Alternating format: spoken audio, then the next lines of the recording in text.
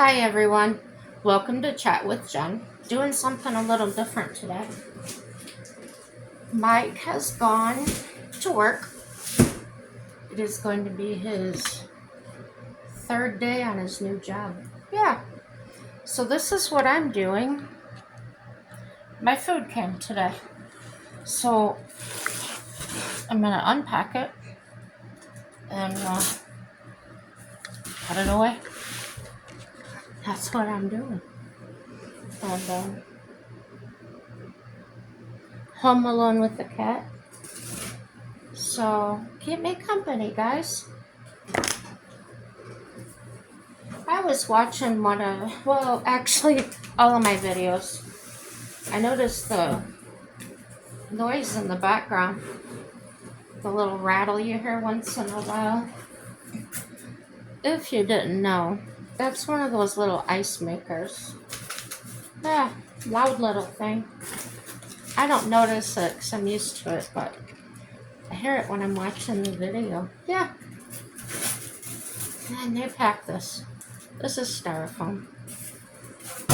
Oh my gosh, I was watching a video that this young woman cannot stand styrofoam. And the sound of it squeaking together made her gag, like making her physically ill, yeah. So this is how they pack my food. It comes in a box with these ice packages, and it just sits on top of the food.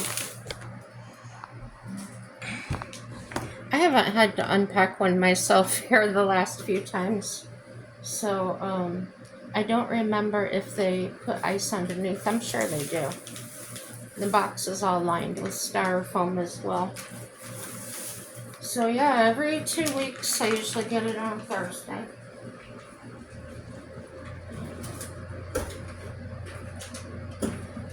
I usually just let those melt. Not supposed to put that liquid down a drain or anything. So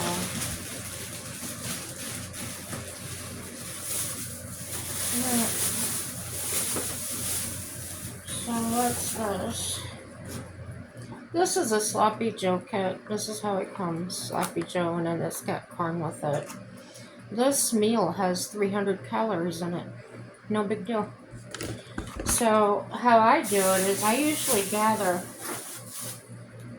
what is the same meal because I have a few of the same thing. And I try to stack them in the same macaroni and cheese and peas.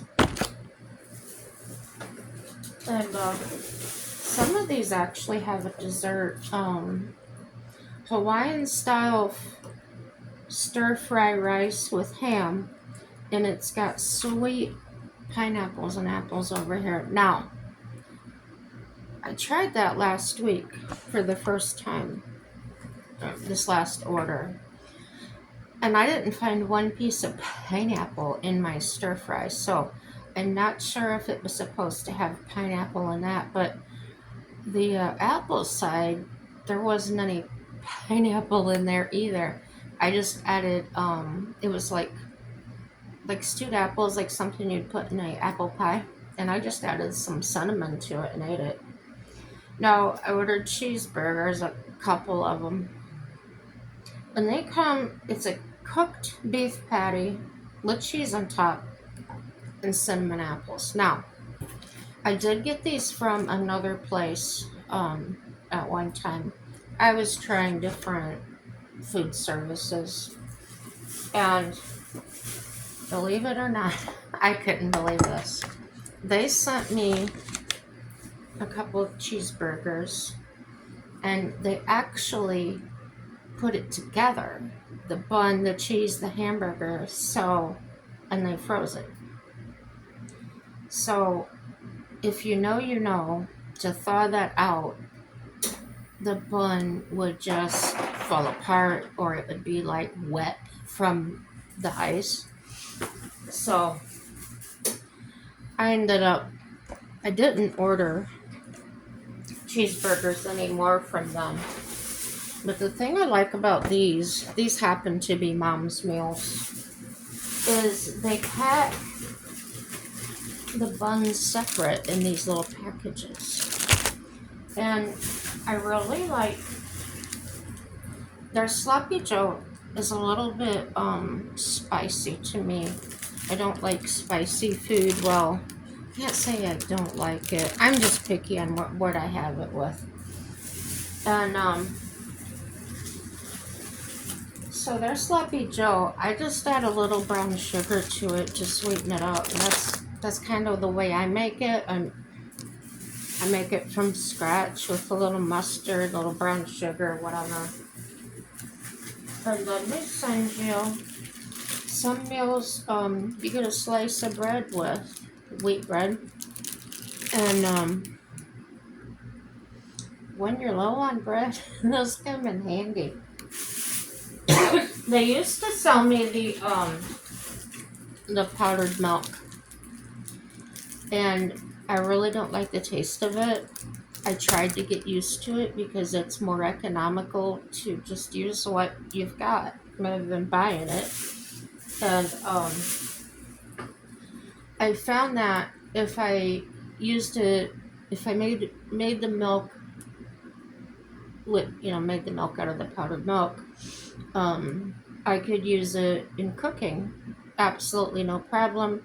Macaroni and cheese or soup or whatever I was using it in, it was fine. So with the packages, they give you these little, I think it's a cup, enough for a cup, and then they give you a bigger package that is 4 cups. So I was ending up with 10s or 20s of these packages piling up. So what I did was, I'll show you. Be right back here. Not going far. Just going to my little pantry. So what I did is I had these little containers that I bought at a dollar store or something a long time ago. And I emptied the packets and I just put them in one of these. And then I called the company and just requested that they no longer sent me those. If I ever decided that I wanted them back, I could ask them to put them back on. But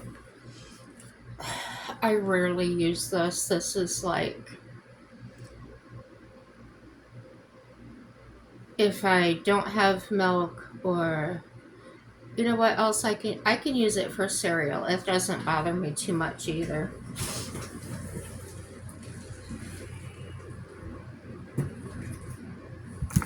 And what gets me about it, what I don't care for, is the aftertaste of it. It just seems like, I don't know what it.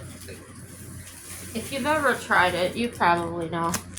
Now, I know as a kid, I loved it. We didn't have it at the house, but sometimes I'd go to one of my little girlfriend's houses, and that's what they used. So, oh, I forgot to show you. Almonds, yeah. And what else is in there? Cookies. And always the cookies I get from them, like this is an oatmeal raisin. They're all, even those chocolate ones.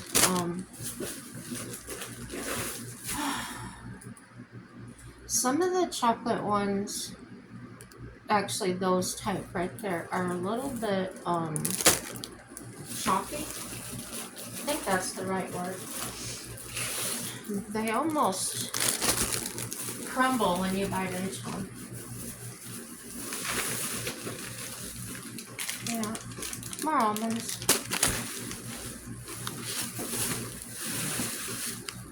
Doesn't look like I got any tacos this time. reason I say that is because I was cleaning up that, emptying out that side with the bread and that in it, and there weren't any tortilla shells. Yeah, they usually send me a package of 2 with a meal, and actually, as little as I eat, I can,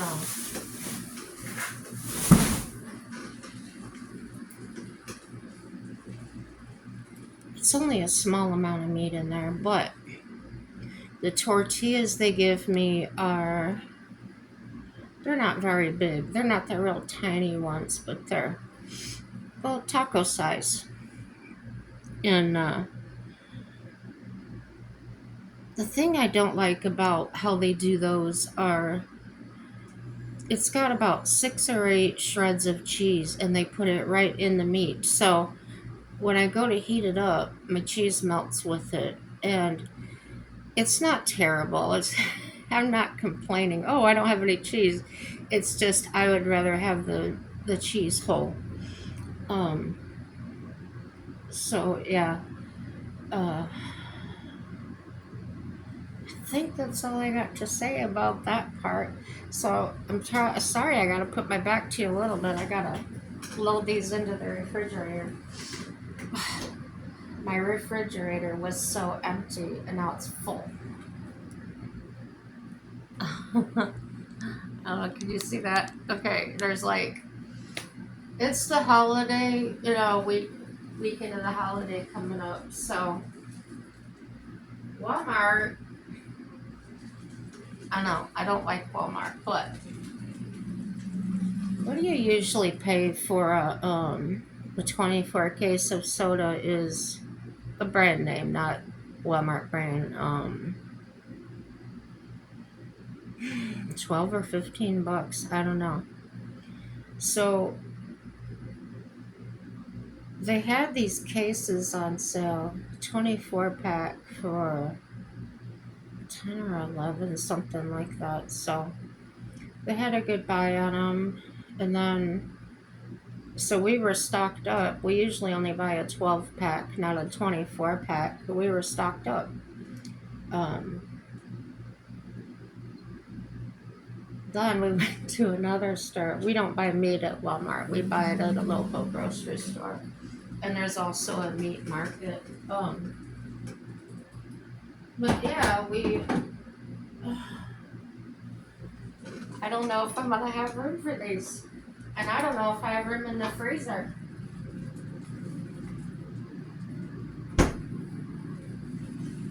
Yeah, I'll have to figure this out after we get done with this video. I thought this was gonna be wham bam and done. But yeah, Mike went to work, so sometimes he gets in a snit. You know what a snit is? When somebody's just gets real picky about something. Well, sometimes I'll do something like load up their fridge with these meals, for example. This hasn't happened with meals, but you know what I'm trying to say. So I could go through, work hard, stack them in there the way I think they ought to be, and then he would look at it and go, no, that's not going to work. Well, it's working. It's in there. This is a conversation we're having. Why not? It's working. The refrigerator door is closed. What's the problem? And he might say, well, I want those on the top shelf. Or and it's almost like he pouts about it, like, oh my gosh. So, my random brain, I was, when I'm icing my knee, and,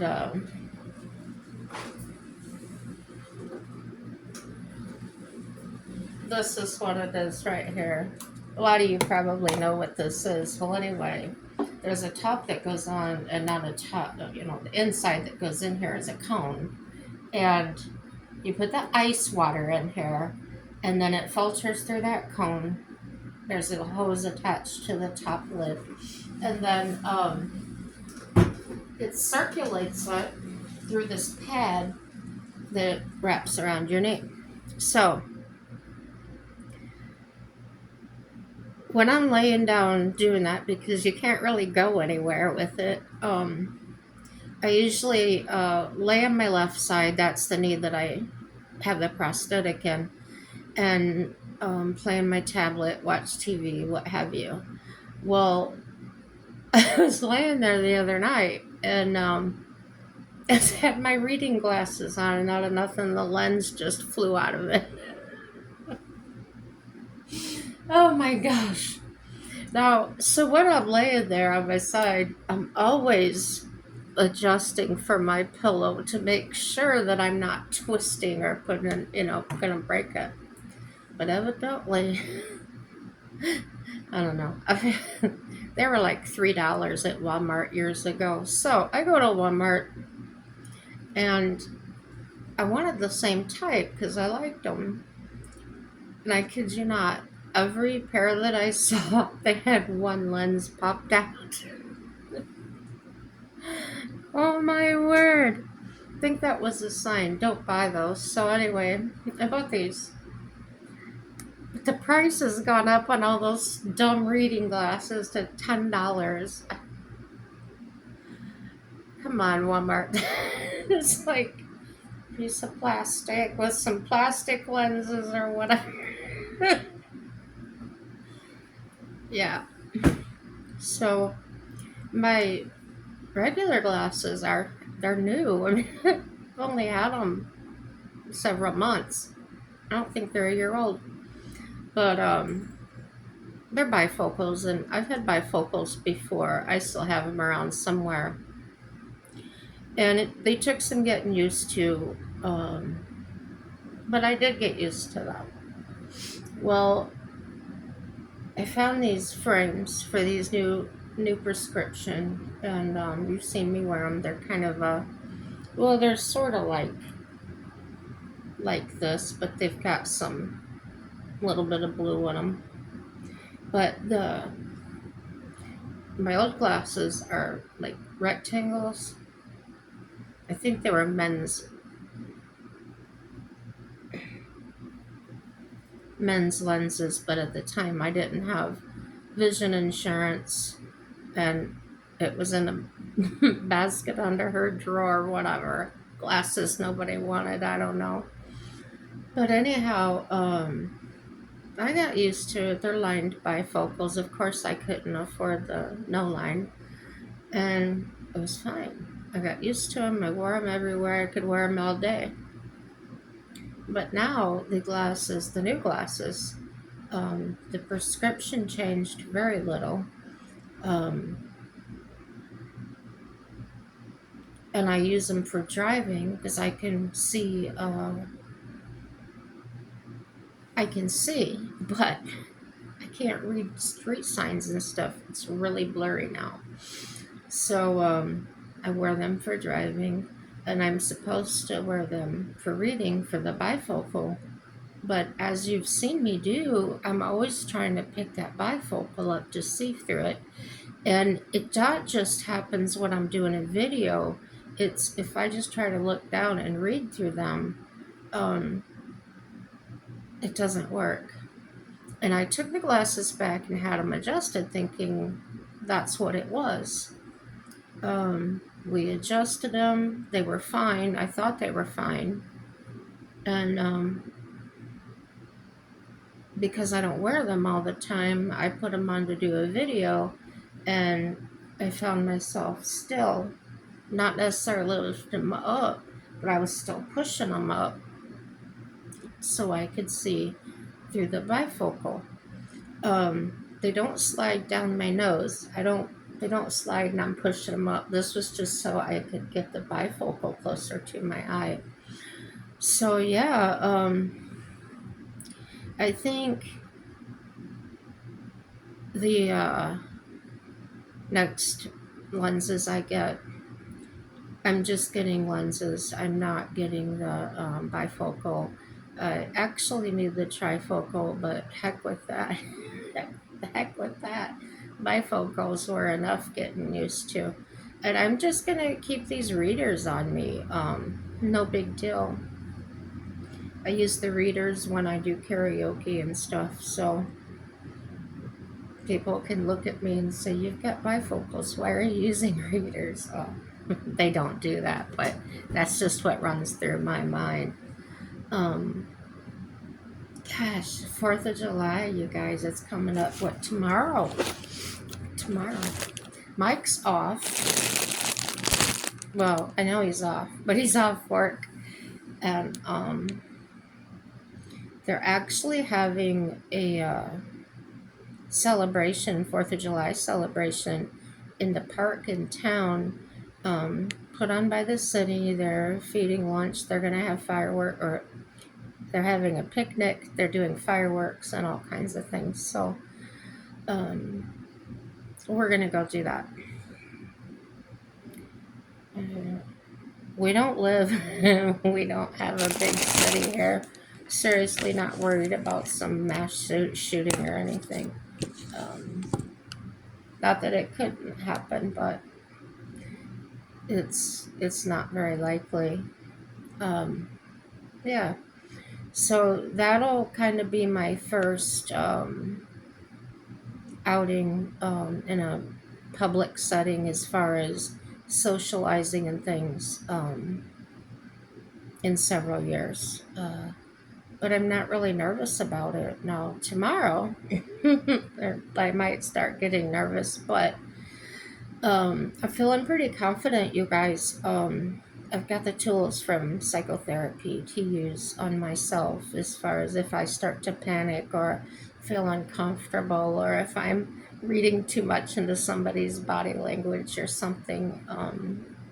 I know how to control that now, or get it in check to where I'm controlling the thoughts or the situation, right? So if you have anxiety or PTSD and things like that, learning to learning to work with it and not letting it work against you um, is amazing. It really is. And now I get to go practice. Yeah. I used to be so terrified of going to the grocery stores by myself when I was single. Um, there was a fear, there was an apprehension about going to the store. I would sit there in the car and talk myself into it. It's going to be okay. What are you afraid of? But my mind would create imaginary scenarios, such as what's really going on now, but wasn't going on back then. It was somebody's going to snatch you, somebody's going to beat you up, somebody's just anything my mind is creating. So it's especially, let me see, how do I say that? A lot of people are probably uh,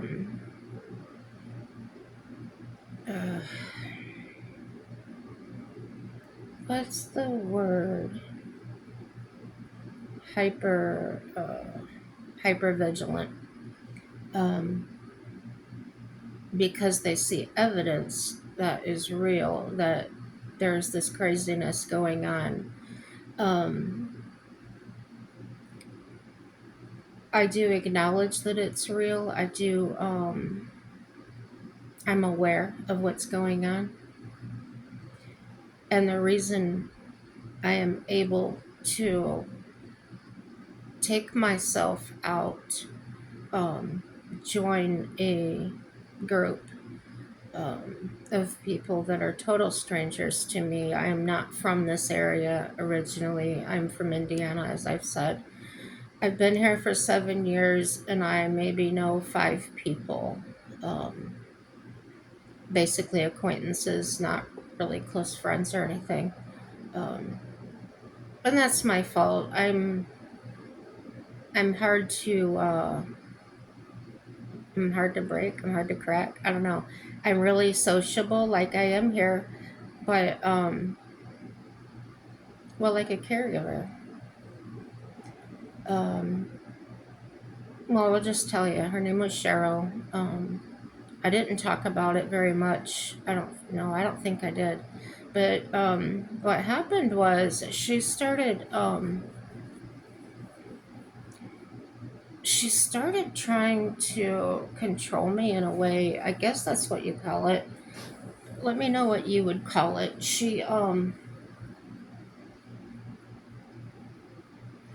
I came in, I washed my hands. I needed to take a shower.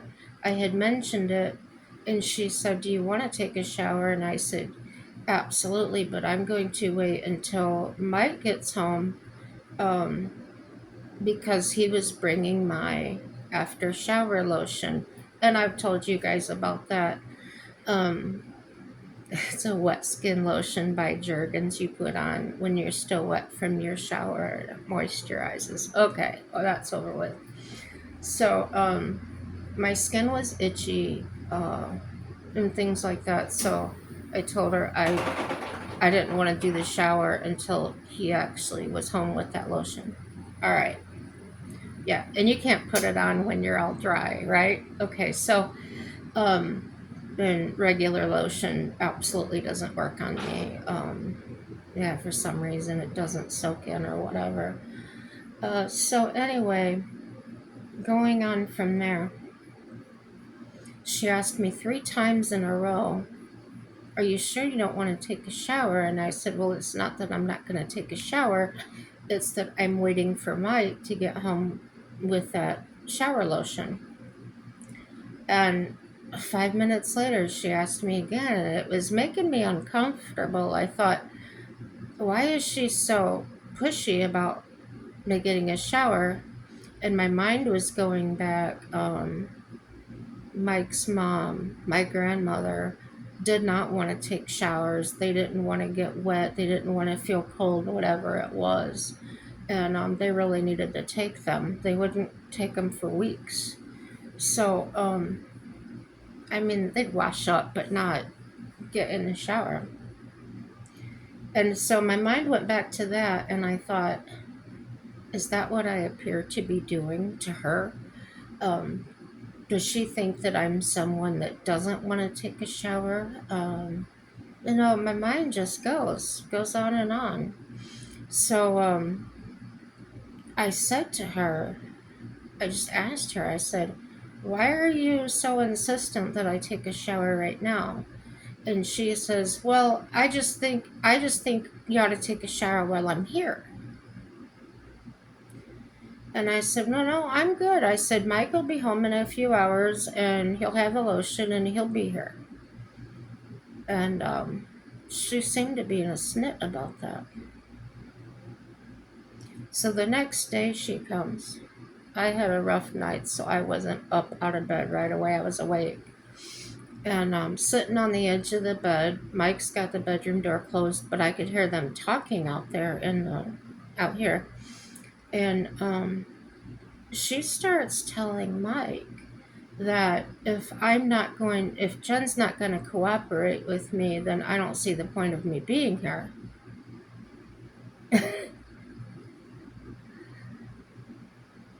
If you guys knew me, you know my other videos. I'm very kind to my caregivers. I'm not demanding. Whatever. I'm really easygoing. So Mike was shocked by what she was saying, and things running through his mind was like, well, is she a different person than I've known in the past 15 years? And I don't know. She starts saying there's nothing wrong with her. Um, she just needs to get up off her butt and go to work or do this or do that. And Mike said she was a worker. She worked her whole life. Um,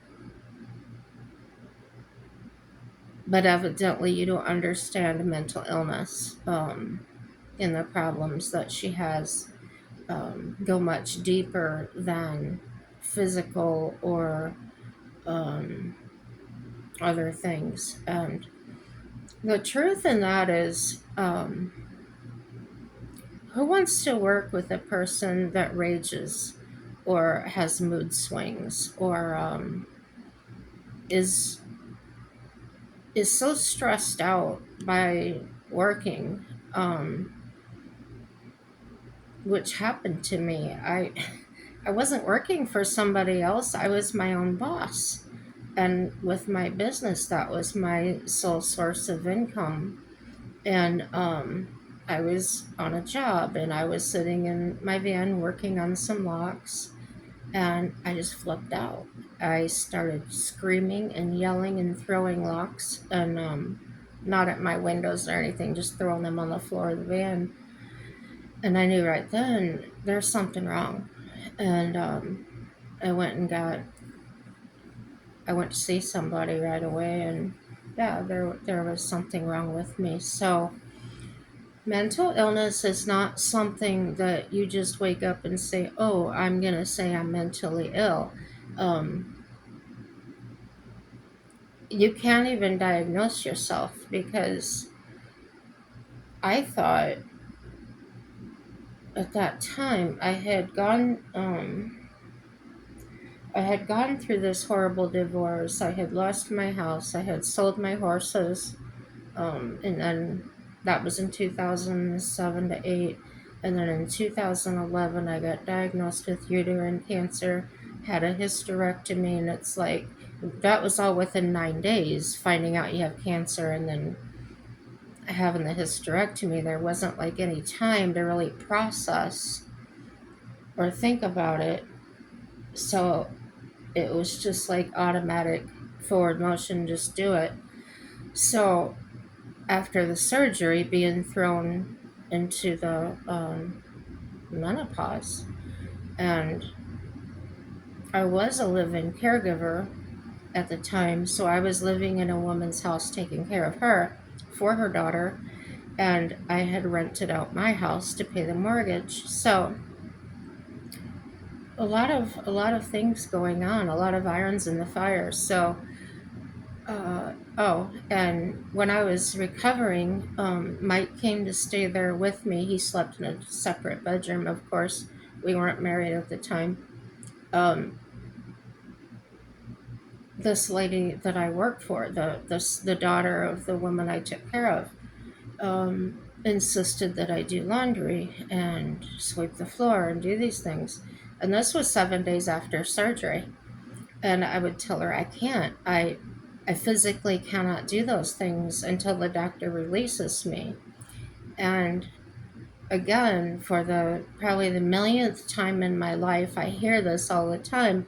Oh, that's just in your head. You're fine. You're walking around or whatever.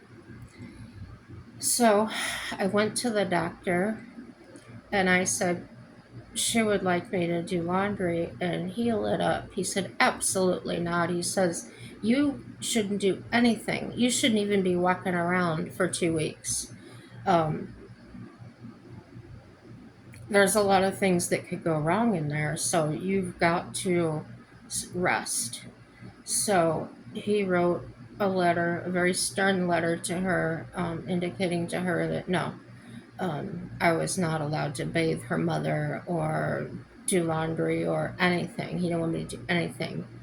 So, yeah, basically get up, go to the restroom, maybe walk into the kitchen and have something to eat, but no standing on my feet, no doing a lot of things. So, um, I kind of think at the time when I had that snap that started throwing everything, I often wondered if that was an accumulation of so many things happen to me so fast. And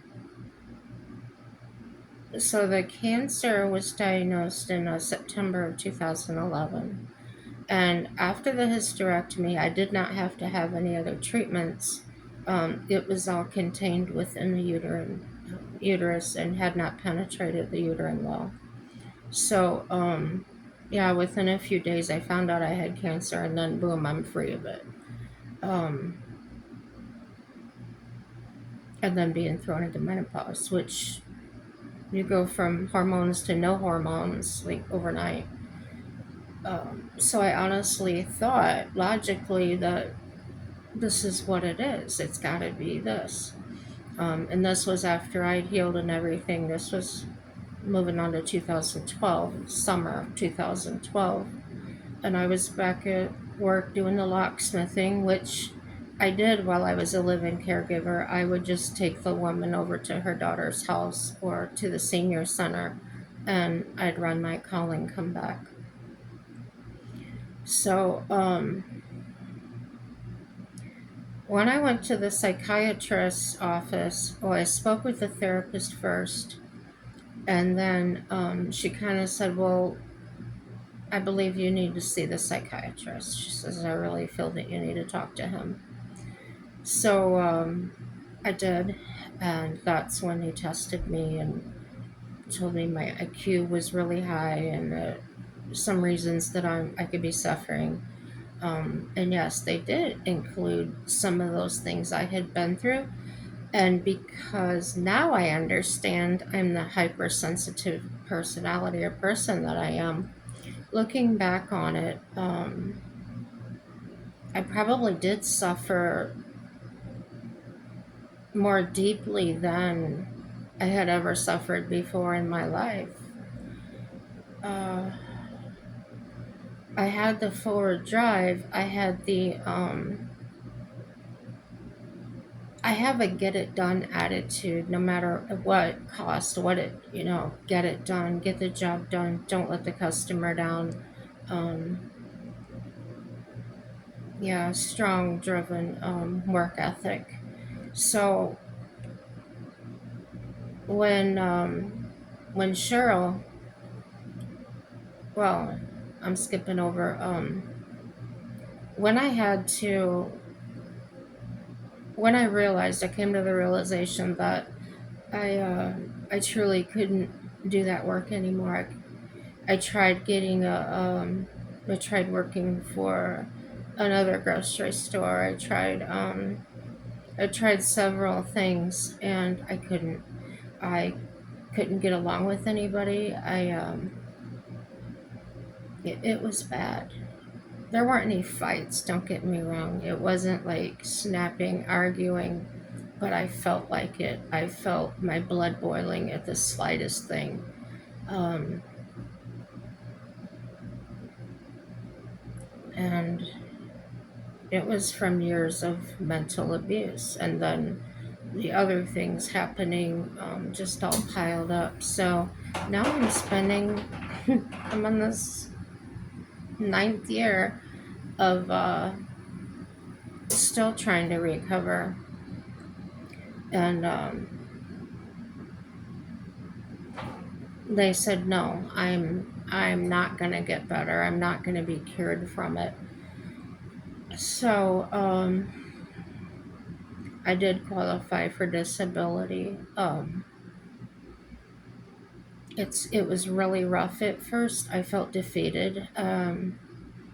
Going from making $4,000 a month to getting $900 a month at first. Took the wind out of my sails. It was a real big blow. So for anybody to say, "Oh, you're in Social Security, your money's guaranteed," I tell them, "I'll trade you. You take my 13,000 a year, and I'll take your 50,000 a year, and we'll see who's got it better." Um, so there have been people like Cheryl that maybe it's you get to stay home all the time and get some money, and I don't, kind of a jealousy thing, or one of those, the grass looks greener on the other side of the fence, and it's not. I don't look at your life that way. I don't look at you and say, "Oh, I wish I had enough money to buy that kind of vehicle," or I don't do wishes. I will say, oh, that's a nice looking vehicle, that's a nice looking house. I can admire things, but I don't wish for things, I don't long for things. I'm not a materialistic person whatsoever, so it's a good thing I'm not. Somebody else might not be able to live on what I live on. And it honestly, if it wasn't for my husband, I wouldn't have anything. I would not be able to afford this car payment and my rent.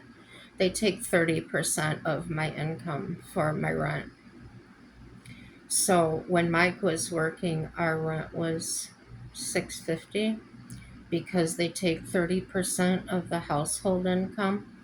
Um, I know 650 is nothing compared to what people are paying for other apartments and things. Um, but everything comes at a price. So the price we're paying here is the cost of having to do what we're doing is we have a very tiny one bedroom apartment. We had to get rid of 3/4 of our things. We don't have any furniture any longer. What wouldn't fit? Um, just all sorts of things. A lot of dishes. A lot things I've had all my life. I had to go, and I had no problem letting it go at all. It was just I started. I did like a garage sale from my apartment, I guess you'd call it, and I sold it all for pennies on the dollar. Some of it was brand new. They were gifts or whatever. And so, yeah, you just don't get attached to things. It really would have made me so much more miserable. So, anyway, what it costs us, and I'm not speaking money wise, what it costs us life wise is some freedoms. Um, We're not allowed to stay gone. Like if we wanted to go visit family for a month, we're not allowed to do that. We're not allowed to stay gone longer than 2 weeks, or they will just flat out rent our apartment to somebody else, even if your rent's paid up. So there's a cost. Um, the only animal I have here is my cat because she's a certified emotional support animal. Um, so if I wanted another cat or a little dog, absolutely not, can't have it. So you're living under somebody else's rules, and they don't um, they don't align with the way I've lived. I've always lived on my own as far as um, not living in an apartment where it's so controlling. Um, the reason the rent here is higher for what we're getting is because they do pay the garbage, the water, and internet. So the Wi-Fi is shoddy. It's hit and miss. Sometimes you get it, sometimes you don't. Um, and we have the option of getting it ourselves, but who can afford it? The cost of living here is not that high in North Dakota. It's really not. It's just that we've had we've had a rough time. Just get everything settled and going smoothly, and then there's a major car repair or well, this time Mike lost his job, so we're rolling with it. That's all we can do. Keep that forward motion, keep that positive mental attitude, and life happens, you know. um, when I bought Bubba, the interest rate is astronomical. It's insane. um, if I paid the way they want me to pay, the amount they want me to pay, I would be paying for that car twice. Literally, it would be that amount of the car and then add the whole nother amount onto it. Not going to do that. So before Mike lost his job, we were sending in extra money on the car payment or the car note. So when he lost his job, of course, I called them. I made an arrangement making half a car payment for 6 months. So, but now because I'm doing that, it's dinging my credit score. So, all the situations, I had to go see my surgeon for a follow up in Grand Forks last week. And I was there really early. We like to be early, um, allow a lot of time for if you get a flat tire, whatever. Um, so we went driving around looking at different things and we found a mobile home park. That was really nice. Um, it didn't look high end, but it didn't look like slums either. They had some really new trailers in there and some older ones, but not like all falling apart older ones. They look nice. So we got in there, we were talking to the manager, and the least expensive one they have that they're selling is $1,400 a month. And that includes your lot rent, that includes your water and your garbage and your sewer. You have to pay your own electric. So when I compare what we're living on now to what that would be like, it's a whole nother world.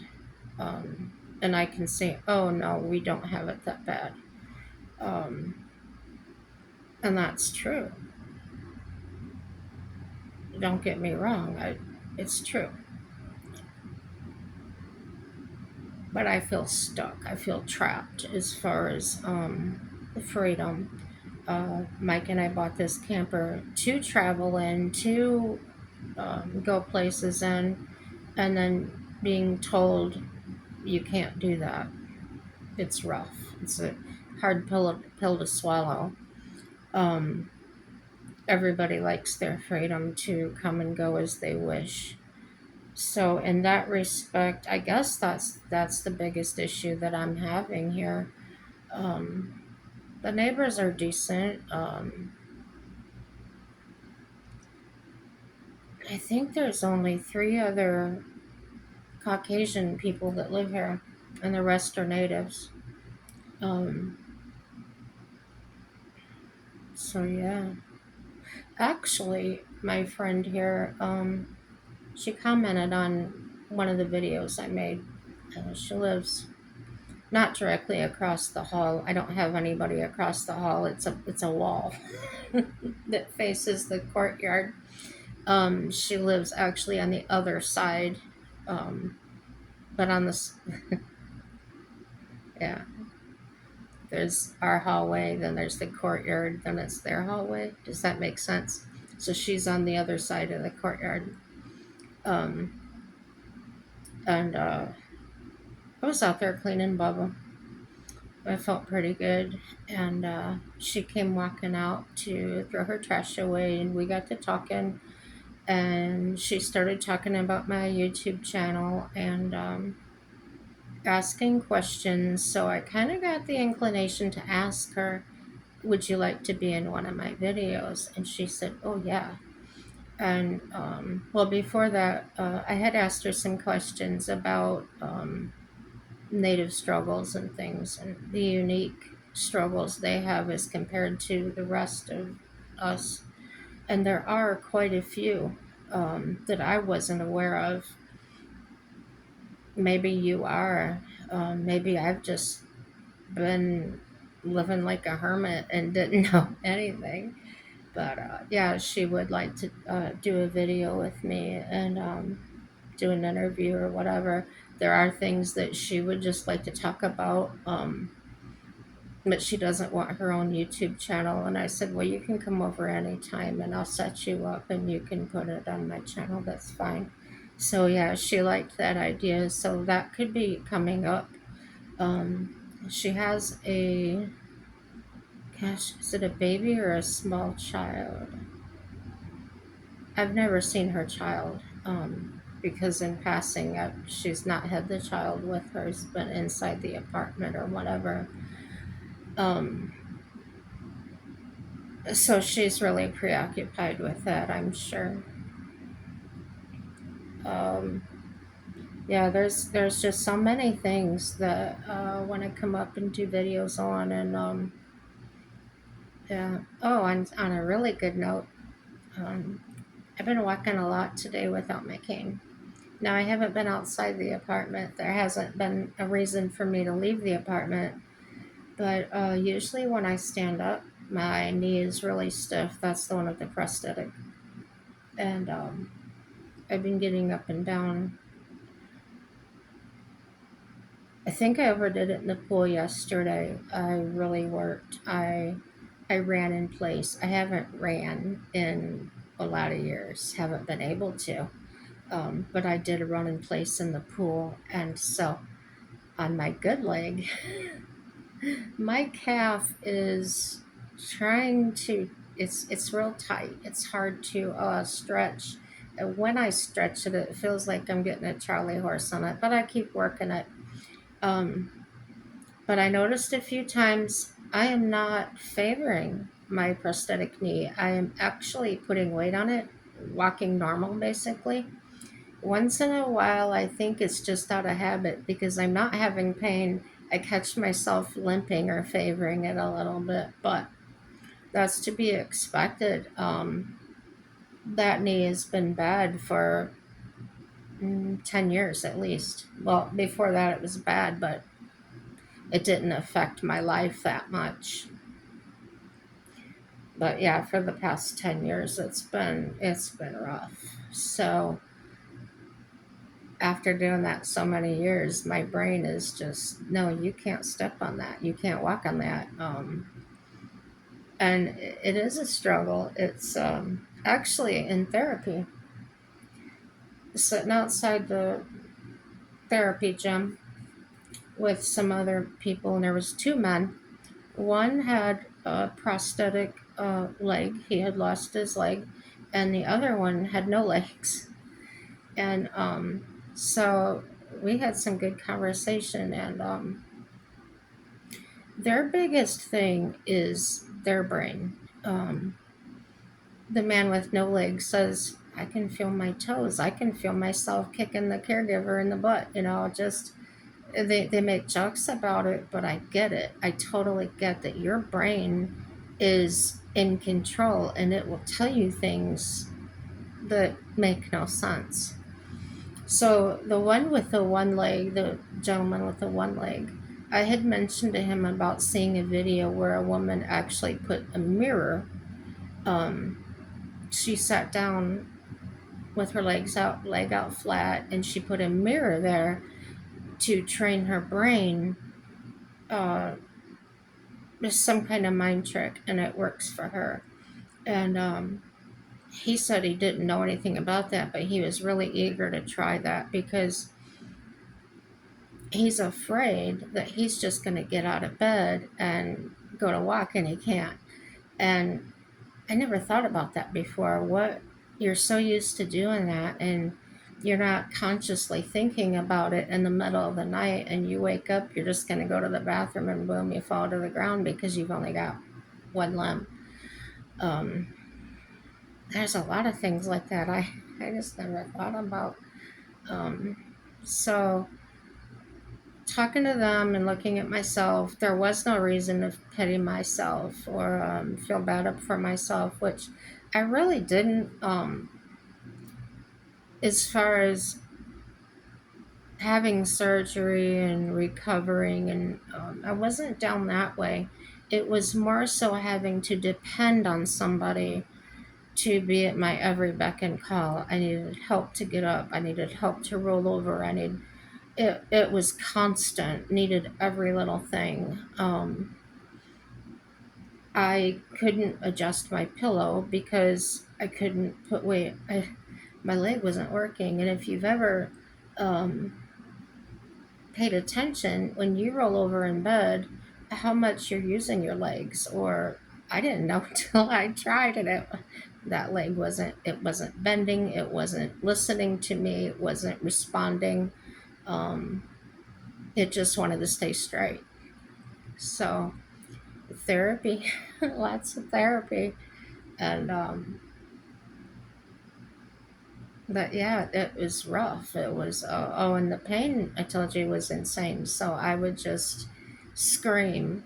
I didn't know what else to do. It just came out. There was no thinking I'm going to scream now. It just came out, yelling in pain. So there's lots of things that I'm learning that I've become aware of.